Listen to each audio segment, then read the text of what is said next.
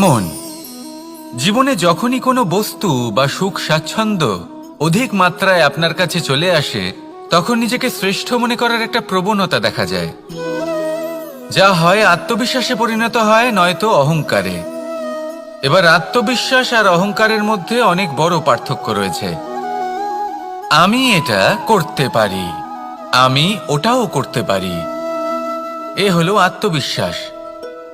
শুধুমাত্র আমি এটা করতে পারি, শুধুমাত্র আমি ওটাও করতে পারি, আমি হলাম সর্বশ্রেষ্ঠ, এটা হলো অহংকার।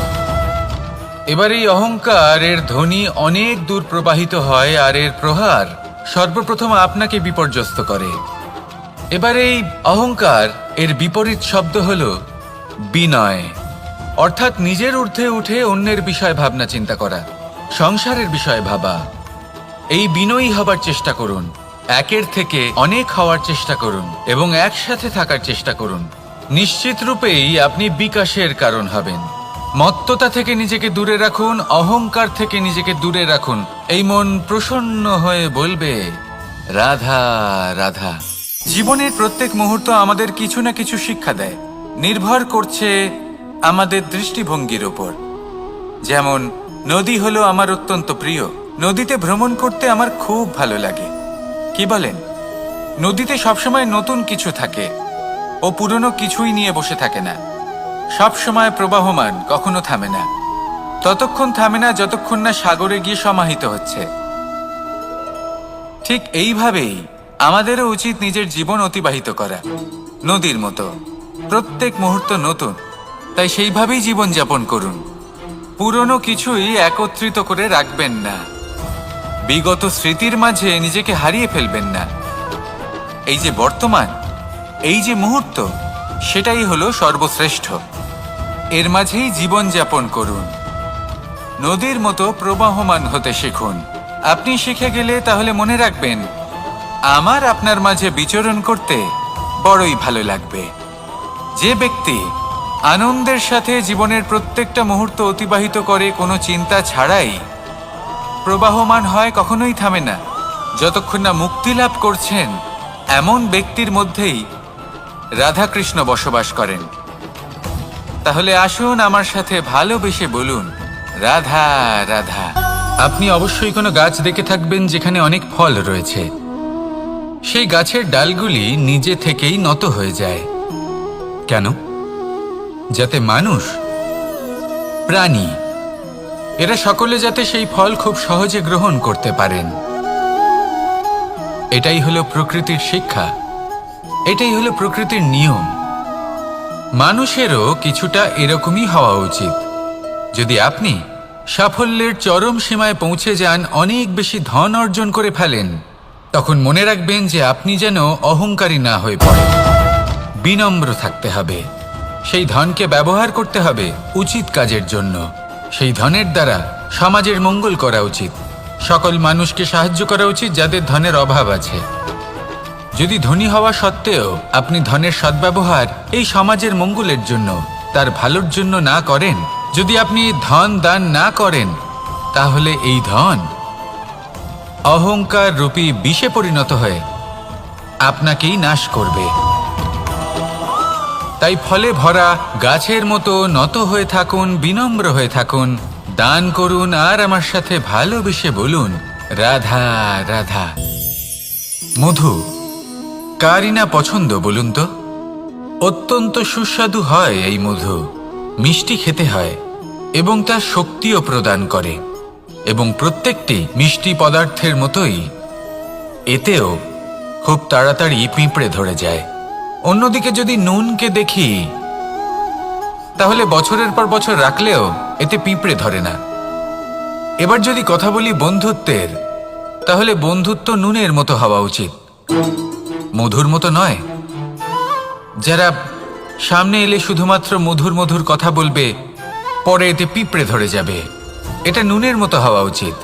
প্রকৃত বন্ধু হলো সে যে সময় এলে পরে আপনার সামনে আপনার প্রকৃত সত্য তুলে ধরবে, তা সে যতই কঠিন হোক না কেন। আপনার দোষ, আপনার অপগুণ, আপনার খামতি আপনাকে বলতে পারবে, যাতে আপনি সেগুলো শুনে মেনে নিয়ে তারপর নিজেকে শুধরোতে পারেন। এটাই হলো প্রকৃত বন্ধুত্ব। কখনো নিজের জীবনের আশেপাশে মন দিয়ে দেখবেন, অনেক সময় এমন মানুষ থাকেন, অনেক বন্ধু থাকেন যাদের দেখে আমাদের মনে হয় যে এনারা খুব কঠোর, এনাদের কথা খুব কটু। কিন্তু বেশিরভাগ এমন মানুষের মনটা যদি বুঝতে পারেন তাহলে দেখবেন তাতে কোনো মালিন্য নেই, এনাদের মন অত্যন্ত পবিত্র হয়। যদি আপনার জীবনেও এমন কোনো ব্যক্তি থেকে থাকে, এমন বন্ধু থাকে, তাহলে তাদের আগলে রাখুন আর আমার সাথে ভালোবেসে বলুন, রাধা রাধা। এই সংসারের সবথেকে বড় সত্যি হলো জন্ম এবং মৃত্যু, কিন্তু আরো বড় একটা সত্য আছে, মিত্র এবং শত্রু, যা আমাদের সকলের জীবনে থাকে। মিত্র সে যে আমাদের সঙ্গ দেয় এবং সংসারের সবথেকে উঁচু শিখরে আমাদের নিয়ে যায়, এবং শত্রু সে যে যে কোনো মুহূর্তে যে কোনো শিখর থেকে আমাদের নিচে ফেলে দিতে পারে। এবার বিচিত্র ব্যাপার হলো এটাই যে আমরা নিজেরাই এদের সাথে নিয়ে চলি, নিজেরাই এদের পালন করি। তা কি করে? প্রথমে বুঝুন এই মিত্র এবং শত্রু কারা।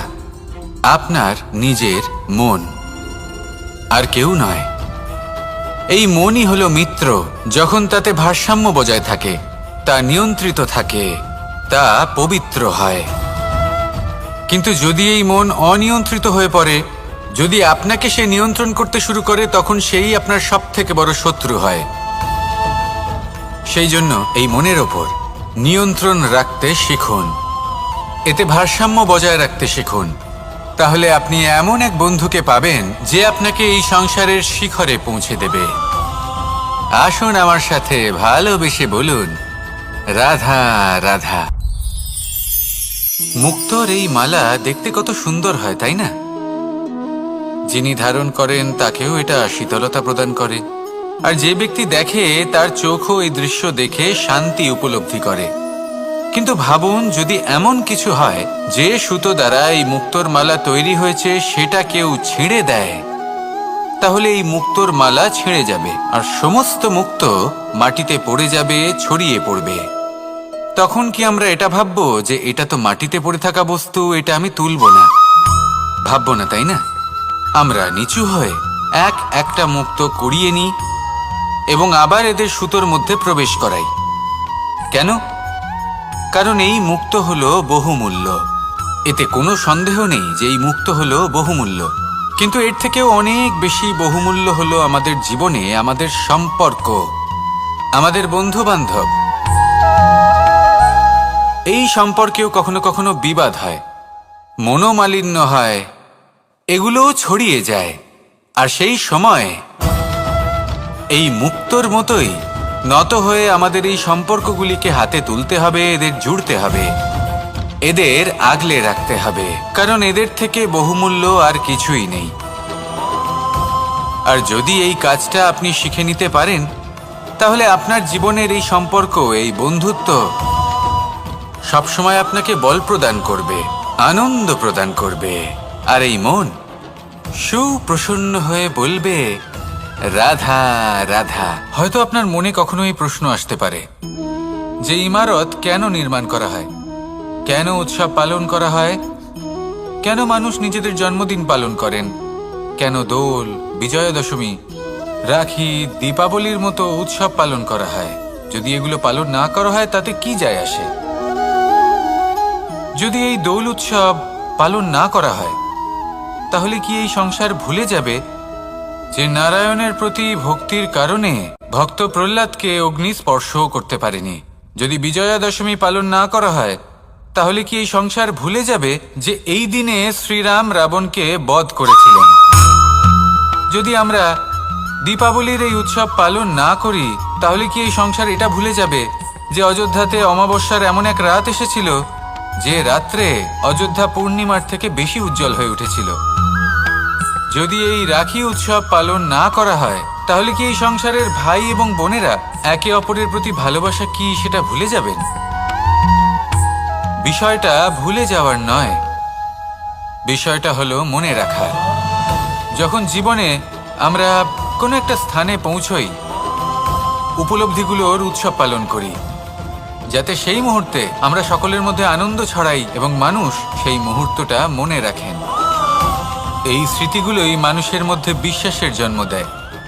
এই বিশ্বাস যে আগামী যেদিন আসছে তাতে আরো আনন্দের সম্ভাবনা রয়েছে। ভালোবাসার এই উৎসব, ভালোবাসার এই পার্বণ, এটা মানুষের মনে বিশ্বাসের জন্ম দেয় যে প্রত্যেক যুগে কেউ না কেউ এসেছে এবং পরবর্তীতেও আসবে। তাহলে আসুন আমরা ডুবে যাই আমার লীলার এই প্রেম যাত্রায় এবং ভালোবাসার এমন একটা উৎসব পালন করা যাক যা এই সংসার যুগ যুগ পর্যন্ত মনে রাখবে। তাহলে আসুন আর আমার সাথে ভালোবেসে বলুন, রাধা রাধা।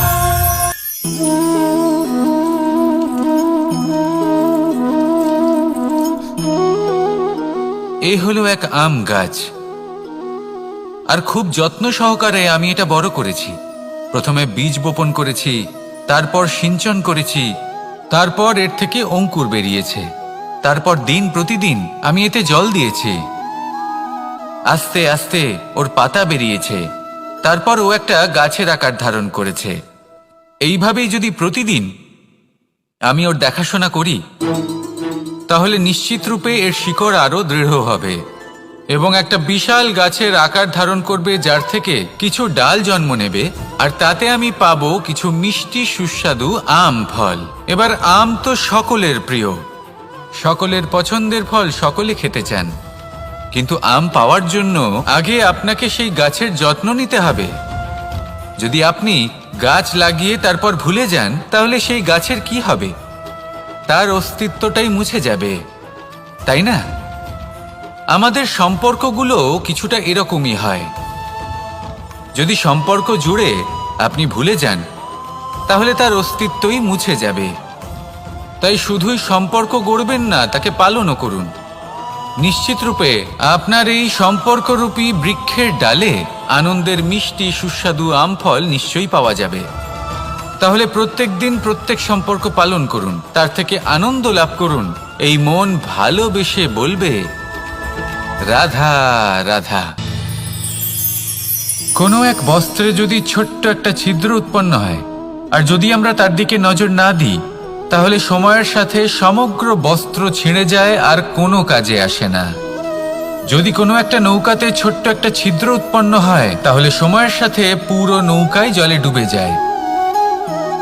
লক্ষ্যের দিকে অগ্রসর হওয়ার সময় একটা ছোট্ট ভুল আপনি যদি করে ফেলেন, তাহলে আপনাকে তা লক্ষ্যের থেকে দূরে করে দিতে পারে। এমনটা এই সম্পর্কের সাথেও হয়ে থাকে। কোনো একটা ছোট্ট কথা, একটা ছোট্ট মনোমালিন্য যদি সম্পর্কে আসে এবং সেটা না মেটানো হয়, তাহলে সেই সমগ্র সম্পর্কটা, অনেক বড় বড় সম্পর্ক ভেঙে যেতে পারে। যদি আপনার সম্পর্কে ছোট্ট একটা ছিদ্র উৎপন্ন হয়, তাহলে প্রেমের সূচ আর স্নেহের সুতো দ্বারা সেলাই করে ফেলুন, যাতে আপনার এই সম্পর্ক অটুট থাকে এবং প্রেম দ্বারা পরিপূর্ণ থাকে। আসুন আমার সাথে ভালোবেসে বলুন, রাধা রাধা। দু রকমের প্রাকৃতিক বেগ থাকে। প্রথম হলো বর্ষা। যখন এর বর্ষণ হয় তখন মাটিকে শীতল করে নতুন ফসল ফলায়। আর দ্বিতীয় হয় পবন, যা আমাদের সর্বদা শ্বাসবায়ু প্রদান করে। অশান্ত এই মনকে শান্তি প্রদান করে, এই ক্লান্ত শরীরে স্ফূর্তি প্রদান করে।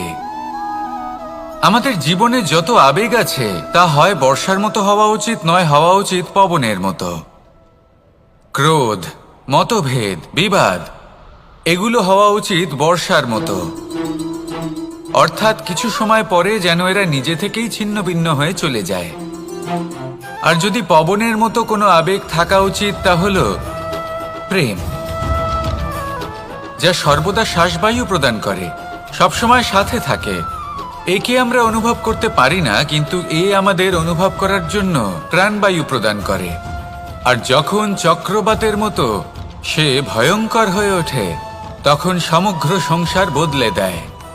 এর সারমর্ম একটাই, শক্তি। মতভেদ, ক্রোধ, বিবাদের মধ্যে নেই। শক্তি যদি থাকে, তা আছে প্রেমের মধ্যে। তাই এই প্রেমকে মনের মধ্যে রাখুন আর আমার সাথে বলুন, রাধা রাধা।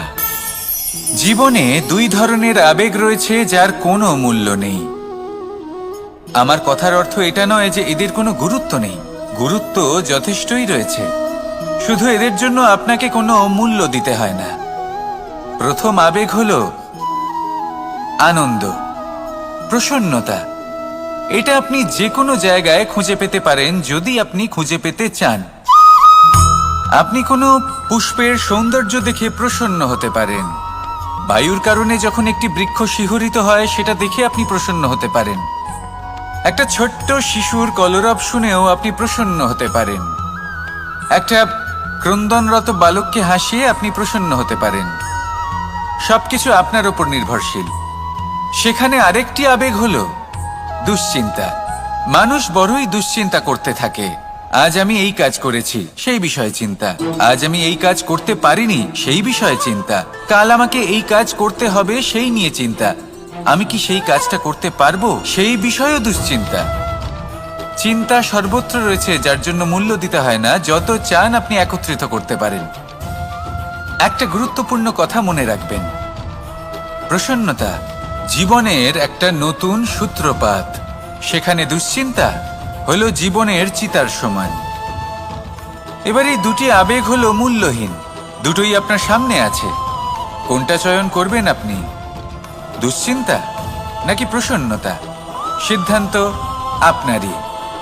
আসুন আর আমার সাথে ভালোবেসে বলুন, রাধা রাধা। নন্দ বাবাও খেলার ছলে খুব বড় বড় শিক্ষা দিতেন। অনেকদিন আগেকার কথা, বাবা আমার জন্য একটা মানচিত্র নিয়ে এলেন। এটা ছিল জম্বু দ্বীপের মানচিত্র, ঠিক যেন একটা ধাঁধা, যা টুকরো টুকরো করে বিভিন্ন দিকে ছড়ানো, যেগুলোকে আমায় জুড়তে হতো। ব্যাস শুধু এটুকুই ছিল আমার কাজ। আমি বারবার প্রচেষ্টা করলাম, কিন্তু বারবার অসফলই রয়ে গেলাম। বাবা এটা দেখলেন এবং হাসলেন। বাবা বললেন, একটা কাজ করো, এই প্রত্যেকটি অংশকে উল্টে রাখো। আমিও উল্টে রাখলাম।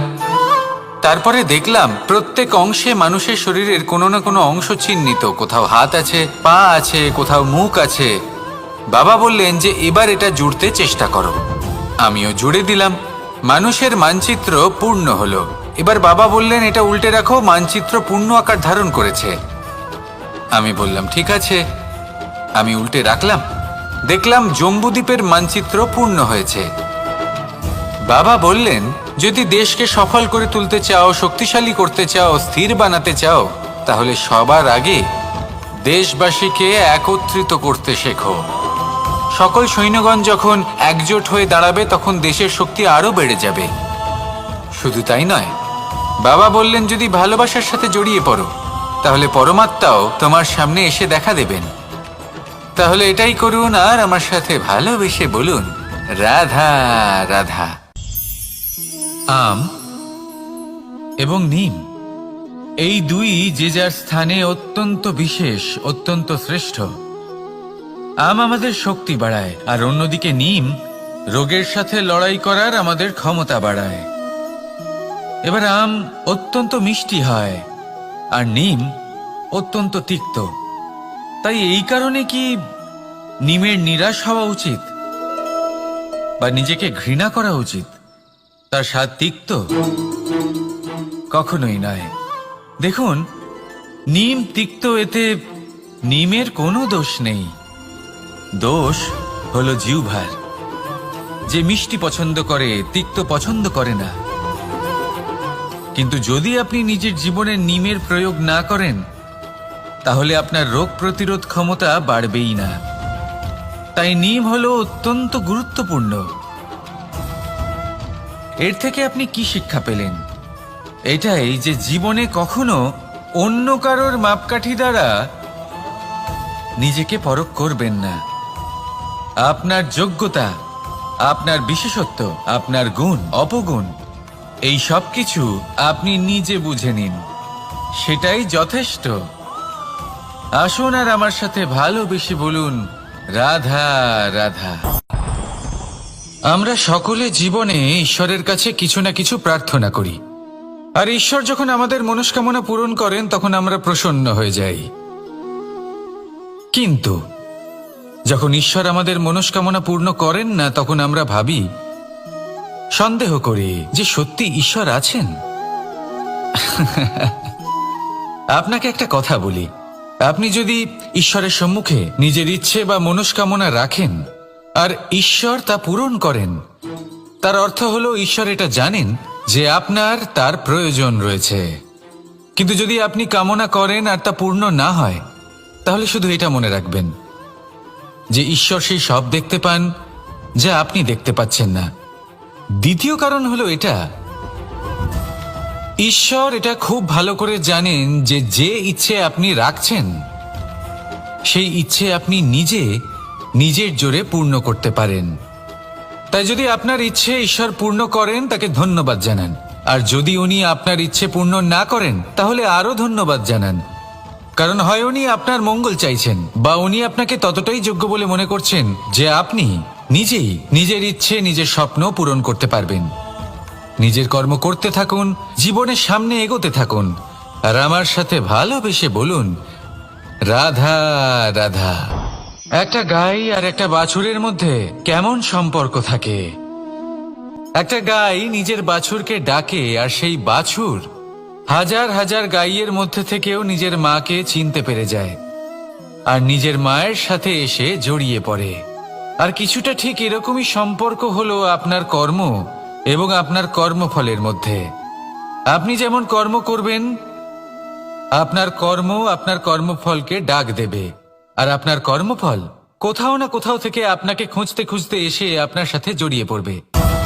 তাই উচিত এটাই হবে যে আপনি সৎকর্ম করুন, কারণ ঈশ্বর যদি আপনাকে আপনার ভুলের জন্য ক্ষমা করেও দেন, আপনার কর্ম কিন্তু করবে না। তাই যদি আপনি দুষ্কর্ম করতে চলেছেন, তাহলে আপনি প্রস্তুত থাকুন, আর যদি আপনি শুভ কর্ম করতে চলেছেন, তাহলেও আপনি প্রস্তুত থাকুন। আপনার কর্ম যেমন হবে তেমন ফল আপনার কাছে নিজে থেকেই চলে আসবে। আজ না হোক কাল, কাল না হোক অন্য কোনো সময়, অবশ্যই আসবে। আসুন আমার সাথে ভালোবেসে বলুন, রাধা রাধা। কোনো বাড়িতে, কোনো পরিবারে যখন কারোর জন্ম হয়, তখন তা কত সুখের মুহূর্ত হয়। সেই ছোট্ট সন্তান যখন কিছুটা বড় হয়, সে হাঁটার চেষ্টা করে, আর সেই প্রক্রিয়াতেও খুব বড় একটা শিক্ষা লুকিয়ে রয়েছে, ঠেলে দেওয়া। যখন আপনি হাঁটতে চান, সামনে এগোতে চান, তখন আপনি কি করেন? নিজের পায়ের তলার যে মাটি, তাকে আপনি পেছনে ঠেলে দেন। ব্যাস, এই একই জিনিস তো জীবনেও শিখতে হবে। এবার যদি আপনি জ্ঞানের পথে অগ্রসর হতে চান, তাহলে অজ্ঞানতাকে পেছনে সরিয়ে দিতে হবে। যদি আপনি প্রকাশের দিকে এগোতে চান, তাহলে অন্ধকারকে পেছনে সরিয়ে দিতে হবে। যদি আপনি ভবিষ্যতে সফল হতে চান, তাহলে অতীতের যে অসফলতাগুলিকে পেছনে সরিয়ে দিতে হবে। যে জল বইতে বইতে থেমে যায়, তাকে আমরা নালা বলে থাকি। তার থেকে দুর্গন্ধ বের হয়, কিন্তু যে জল বইতেই থাকে তাকেই আমরা পবিত্র জল বলি। তাহলে আপনিও কর্ম করতে থাকুন, কখনো থামবেন না, আর আমার সাথে ভালোবেসে বলুন, রাধা রাধা। যোগাসন। যোগাসনে আসন অত্যন্ত গুরুত্বপূর্ণ। এবার আমি বলবো সবথেকে শ্রেষ্ঠ আসন কোনটি। আশ্বাস। নিজেকে আশ্বস্ত করতে থাকুন যে আমি আছি, সব ঠিক হবে, যা হচ্ছে ভালোর জন্য হচ্ছে। এই আশ্বাস আপনাকে জীবনে এমন ধন্যাত্মক বিশ্বাস দেবে যে আপনি বড় বড় সমস্যার সমাধান করতে পারবেন। এবার যদি কথা বলি সবথেকে কঠিন সময়ের, তাহলে সেটা হলো বিচ্ছেদের। যা মা সীতাকে সহ্য করতে হয়েছে শ্রীরামের জন্য, রাধা কৃষ্ণকেও সহ্য করতে হয়েছে। যে ব্যক্তি বিচ্ছেদের সময় সঠিক পথে চলে এসেছে, সে জীবনে অনেক শ্রেষ্ঠ স্থানে অবশ্যই পৌঁছতে পারবে। এবার যদি কথা বলি সবথেকে জরুরি এবং গুরুত্বপূর্ণ সময়ের, তাহলে সেটা হলো সংযোগ। সকলকে সাহায্য করতে থাকুন। আপনি অন্যদের সাহায্য করে তাদের যত আনন্দ দিতে পারবেন, ততটাই আনন্দ আপনারও জীবনে অবশ্যই আসবে। আসুন আর আমার সাথে ভালোবেসে বলুন, রাধা রাধা। কামবোধ, এটাই আপনার অন্তরের প্রথম শত্রু। বেশিরভাগ মানুষই কামবোধ বলতে লালসা বোঝেন, কিন্তু এটা সম্পূর্ণ সত্য নয়। কামের আসল অর্থ হলো কামনা। এটা খুবই সহজ ব্যাপার। মনুষ্য শরীর থাকলে, মানুষের মন থাকলে এই কামনা অবশ্যই থাকবে। এবার এটাই দেখতে হবে যে এই কামনা নেতিবাচক কামনা নাকি ইতিবাচক কামনা। অন্য কারোর জিনিসে নজর দেওয়া, অন্য কোনো মানুষের উপর নজর দেওয়া, কোনো অনুচিত বস্তুর দিকে নজর দেওয়া, এই নেতিবাচক কামনা। আর এই দুষ্কামনা মানুষকে দিয়ে অপকর্ম করাবেই করাবে। তাই মনে রাখবেন, যে ব্যক্তি নিজের কামনাকে নিয়ন্ত্রণে রাখতে পারেন তিনি সঠিক পথেও থাকেন, সঠিক লক্ষ্যে পৌঁছতেও পারেন। যিনি কামনা নিয়ন্ত্রণে রাখতে পারেন না তিনি তার পথও হারিয়ে ফেলেন এবং লক্ষ্যচ্যুতও হন। তাই মনে রাখবেন, নিজের কামনাগুলিকে নিয়ন্ত্রণে রাখুন। কাম নামক এই শত্রুর ওপর বিজয় লাভ করুন। আর আমার সাথে ভালোবেসে বলুন, রাধা রাধা। আমাদের জীবনে দুই ধরনের সম্পত্তি হয়ে থাকে। এক হলো ভৌতিক সম্পত্তি, এক হলো জৈবিক সম্পত্তি। অর্থ, সম্পদ, সুবিধে, খাদ্য এইসব ভৌতিক সম্পত্তির মধ্যে পড়ে। ব্যক্তি, মিত্র, পরিবার, আমাদের আপনজন, আত্মীয় স্বজন সব জৈবিক শ্রেণীতে পড়ে। আর প্রত্যেক মানুষের পক্ষে এই বিভাজন বোঝা অত্যন্ত আবশ্যক। কারণ মূলত আমাদের ব্যবহার দুই রকমের হয়ে থাকে। হয় আমরা ভালোবাসি বা আমরা সদ্ব্যবহার করি। আর সবথেকে বড় ভুল আমরা তখন করি যখন আমরা বুঝতেই পারি না যে ভালোবাসবো কাকে আর ব্যবহার করব কাকে। আমরা ভৌতিক সম্পত্তি ভালোবেসে ফেলি আর ব্যবহার করি জৈবিক সম্পত্তিকে, যেখানে এটা অনুচিত। জৈবিক সম্পত্তিকে ভালোবাসুন আর ভৌতিক সম্পত্তিকে ব্যবহার করুন। যেদিন আপনার মধ্যে এই বোধ জাগ্রত হবে যে কাকে ভালোবাসবেন আর কাকে ব্যবহার করবেন, সেই দিন আপনার জীবনে শুধুই শান্তি বিরাজমান হবে। আর তখন এই মন প্রসন্ন হয়ে বলবে, রাধা রাধা। কাল, আজ এবং কাল, আমাদের সমগ্র জীবন এই তিনটির আশেপাশেই ঘুরতে থাকে। আমরা সবসময় বিগত সময়ের বিষয়ে ভাবতে থাকি। অতীতে যদি আমাদের দ্বারা কোনো ভুল হয়, সেই বিষয়ে ভেবে ভেবে আমরা সবসময় অনুতাপ করতে থাকি। এটা উচিত নয়। দেখুন, অতীতের থেকে শিক্ষা লাভ করা অত্যন্ত আবশ্যক, কিন্তু সেই ভুল যাতে আবার না হয় সেই কাজটা কিন্তু আপনাকে বর্তমানেই করতে হবে, তাই না? দ্বিতীয় কথা, আমরা সবসময় ভাবি আগামী দিনের বিষয়ে, ভবিষ্যতের বিষয়ে। আমরা ভাবি যে কাল করে নেব, আজ এই কাজ করতে পারছি না, কোনো ব্যাপার নয়, কাল করে নেব।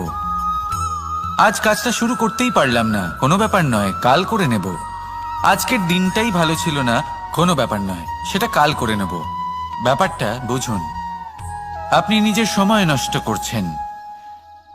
দেখুন, এই যে কাল, তা কখনোই আপনার হাতে আসবে না। তাই যে কাজ করতে চান সেটা আজকেই করুন, অন্তত শুরুটা করুন। কারণ এই আগামী সময় তা সবসময় আপনার থেকে এক কদম আগে থাকবে, একদিন এগিয়ে থাকবে। জানেন কেন? কারণ এই কাল আপনার জন্য অপেক্ষা করবে না, সেই জন্য আপনিও এর জন্য অপেক্ষা করবেন না। যা করার তা আজকেই শুরু করুন। কারণ যে বর্তমানে নিজের ভিত স্থাপন করেন না, ভবিষ্যৎকালে তার সুন্দর শক্তিশালী ভবন কখনো নির্মাণই হয় না। আসুন আর আমার সাথে ভালোবেসে বলুন, রাধা রাধা। সাফল্য খুব সহজ এক শব্দ। এটা হলো সেই সব শব্দের মধ্যে অন্যতম যা মানুষ একটু বুঝলেই ভাবেন সব বুঝে ফেলেছি। আর যেই উনি বুঝতে পারেন সাফল্য কি, আজীবন সেই সাফল্যের পেছনেই ছুটতে থাকেন। এই সাফল্য হলো একটা খেলার মতো, যাতে মানুষ নিজের সমস্ত জীবন বাজি লাগিয়ে দেন। আর প্রত্যেক খেলার মতোই এরও কিছু নিয়ম রয়েছে। আর প্রাথমিক নিয়ম হলো, এই সাফল্য লাভ করার জন্য সাফল্য লাভ করার স্বপ্ন আপনাকে অবশ্যই দেখতে হবে আগে। হ্যাঁ, কিন্তু শুধুমাত্র স্বপ্ন দেখলেই কিছুই হবে না। স্বপ্ন দেখুন, তারপরে আপনার নিজের নিদ্রাকে ভঙ্গ করতে হবে, দিনরাত পরিশ্রম করতে হবে, দিনরাত চেষ্টা করতে হবে। তবেই এই সাফল্য আপনার কাছে আসবে আর আপনার পদানত হবে। তাহলে স্বপ্ন দেখুন আর পরিশ্রম করে তাকে সার্থক করুন। যদি এটা করেন তবেই সাফল্য সহজেই আপনার কাছে আসবে। আর তখন মন প্রসন্ন হয়ে বলবে, রাধা রাধা। সমস্যা। প্রত্যেকের জীবনেই সমস্যা আসা যাওয়া করে, আর প্রত্যেক মানুষ সমস্যা আসার পর তার সমাধান খুঁজতে উঠে পড়ে লাগেন। কিন্তু যখনই সমস্যার সমাধান হয়ে যায়, আমরা সুপ্রসন্ন হয়ে যাই এবং অসাবধানও হয়ে যাই। আমাদের মনে হয় যে আমরা সম্পূর্ণরূপে সমস্যার অন্ত করেছি, কিন্তু কোথাও না কোথাও একটা ছোট্ট বীজ রয়েই যায়, আর সেই বীজ আমাদের অসাবধানতার ছত্রছায়ায় বড় হতে থাকে, আর তারপর মহা সংকট হয়ে আবার আমাদের উপর আক্রমণ করে। এই সংকট যে কোনো রূপে আসতে পারে, কোনো শত্রুর রূপেও আসতে পারে, বা কোনো মহামারীর রূপেও আসতে পারে। সেই জন্য সবসময় সাবধান থাকাই উচিত, কারণ অসাবধান হলে কি হয়, আমাদের সুরক্ষা চক্রে একটা ছেদ উৎপন্ন হয়, আর আমাদের শেষ করতে পারে এমন এক বাণ সেই ছেদ বিন্দু হয়ে আমাদের হৃদয়ে প্রবেশ করতে পারে। তাই যে কোনো সমস্যার সমাধান করুন, জয়ী হন, উৎসবও পালন করুন, কিন্তু সাবধানে থাকবেন। আসুন আর আমার সাথে ভালোবেসে বলুন, রাধা রাধা। এই সংসারের অন্তের এর বিনাশের প্রারম্ভ কিভাবে হয়?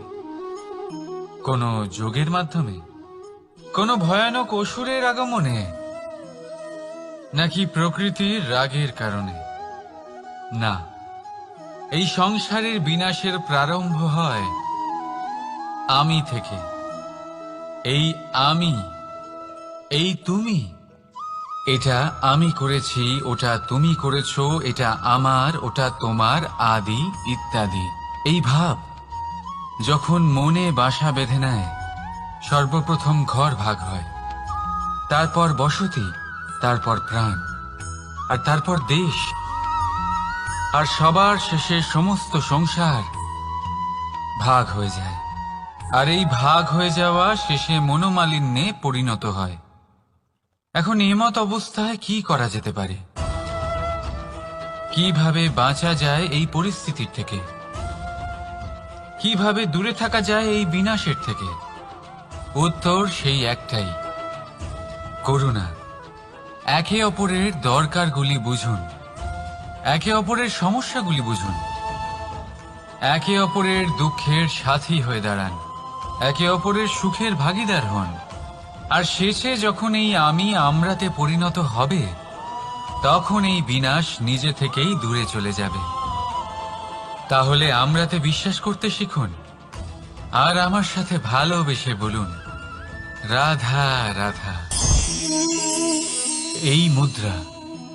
এবারে ভাবুন, এটাই আমাদের জীবন, জীবনের সুখ আর দুঃখ। এই মুদ্রার, এই জীবনের দুটি দিক। কিন্তু যখনই আমরা ঈশ্বরের কাছে প্রার্থনা করি, তখনই আমরা সুখ চাই, আর সেই সুখ আসেও। আর যখনই সেই সুখ আসে, তখন ব্যক্তি সর্বপ্রথম তাকে ভুলে যায় যে দুঃখের সময় ওনার সাথে ছিলেন। আর এমত অবস্থায় উনি সাহায্য করেন না, উনি করেন উপকার। আর এই উপকারের বদলে মানুষের থেকে উনি নিজের জন্য শ্রদ্ধা চান। আর সেই শ্রদ্ধা, সেই চাহিদার কারণে উনি নিজেকে অন্যদের থেকে শ্রেষ্ঠ, অন্যদের থেকে ভিন্ন মনে করতে বিবশ হয়ে যান। আর আলাদা হবার কারণে তার মধ্যে জেগে ওঠে অহংকার, আর সেটাই হয় তার পতনের কারণ। এবার এতে কি করা যেতে পারে? কি চাওয়া যেতে পারে ঈশ্বরের কাছে? এই প্রশ্ন অবশ্যই মনে আসে। ঈশ্বরের কাছে চান সুখ, শুধুমাত্র ততটাই যাতে অহংকার না আসে, আর দুঃখ ততটাই যাতে শ্রদ্ধা না চলে যায়। রাধা রাধা। এই সংসারে এমন কিছুই নেই যা সব সময় একই থাকবে। যা কিছু নির্মাণ হয়েছে তা একদিন অবশ্যই ভেঙে পড়বে, কিন্তু এই ভেঙে যাওয়ার বিশ্লেষণ আপনি কিভাবে করবেন তা আপনার উপরে নির্ভর করছে। ওই আকাশের দিকে তাকান, ওই মেঘ, ওটাও ভেঙে পড়ে, কিন্তু নিজে ভেঙে পড়ার সাথে বর্ষাকে তৈরি করে যায়। মাটির ডেলা অবশ্যই ভেঙে পড়ে, কিন্তু ব্যবহারযোগ্য মাটির রূপ নিয়ে। এই ধরিত্রীর বুকে কোনো এক বীজ যখন ভেঙে পড়ে, তখন ধরিত্রীর উপর এক বিশাল আকারের বৃক্ষ নির্মাণ করে। যদি জীবনে কিছু ভেঙে পড়ে, তাহলে নিরাশ হয়ে পড়বেন না, নিজের সাহস হারাবেন না। ধনাত্মক দৃষ্টিভঙ্গি দিয়ে দেখতে চেষ্টা করুন। মনে করুন, নিয়তি নিশ্চয়ই আপনার জন্য আরো ভালো কিছু ভেবে রেখেছে, যা ভবিষ্যতে আপনার প্রতীক্ষা করছে। ধনাত্মক চিন্তা ভাবনা করতে থাকুন, তারপর দেখবেন শ্রেষ্ঠ রচনা নিজেই তৈরি হবে। রাধা রাধা। চলতে থাকা, থেমে যাওয়া, বিশ্রাম নেওয়া, তারপর দম নিয়ে পুনরায় দাঁড়িয়ে পড়া, আর তারপর আবার সেই পথ চলা।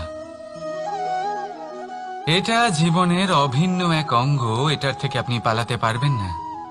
কিন্তু এই অঙ্গকে আপনি নিজের জীবনে কিভাবে প্রয়োগ করবেন, কিভাবে তাকে কাজে লাগাবেন, সেই সিদ্ধান্ত আপনাকে নিতে হবে।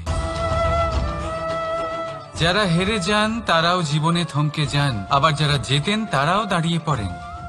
যারা হেরে যান তারা হাঁপিয়ে দাঁড়িয়ে পড়েন, যারা জিতে যান তারা দাঁড়িয়ে পড়েন সেই সর্বোচ্চ স্তরে পৌঁছে গিয়ে। এবার দাঁড়াতে তো আপনাকে হবেই, তা হতেই হবে। কিন্তু কখন, কিভাবে দাঁড়াবেন, ক্লান্ত হয়ে নাকি সর্বোচ্চ স্তরে পৌঁছে গিয়ে, সেই সিদ্ধান্ত আপনার। অবশ্যই দাঁড়িয়ে পড়ুন, কিন্তু ক্লান্ত হয়ে নয়, কারণ আপনাকে পুনরায় দাঁড়িয়ে পড়তে হবে, পুনরায় যাত্রাপথে এগোতে হবে এবং সর্বোচ্চ স্তরে পৌঁছতেই হবে। রাধা রাধা। স্বপ্ন, আমরা জীবনে স্বপ্ন দেখতে থাকি, সেটা পূরণ করার পূর্ণ প্রয়াস করে থাকি। কিন্তু এই স্বপ্ন পূরণ না হওয়ার পরিস্থিতিতে আমরা ভেঙে পড়ি, ছিন্ন বিচ্ছিন্ন হই, আর তারপর এই বোঝা আমরা আগামী প্রজন্মের ওপর রীতিমতো চাপিয়ে দিই। আমরা এটাই মনে করি যে আমরা যেটা হতে পারিনি, সেটা আমাদের সন্তান অবশ্যই হবে। আমরা যা কখনো পাইনি, আমাদের সন্তান অবশ্যই তা পাবে। এটা যে অনুচিত সেটা আমরা ভাবি না, কিন্তু এটা ভুল, আর এই ভুল আমরা সকলেই করে থাকি। সন্তান প্রকৃতি আর পরমাত্মার আশীর্বাদ, ওদের ভেতরে তাদের নিজের একটা রাধা রাধা। এই পুকুর দেখছেন আপনি, পুকুরের জল কখনো প্রবাহিত হয় না, একই স্থানে জমে থাকে, আর সেই কারণে কিছুদিন পর ময়লা হতে শুরু করে। কিন্তু তাও আমরা একে ত্যাগ করি না, আমরা তবুও একে পুজো করি।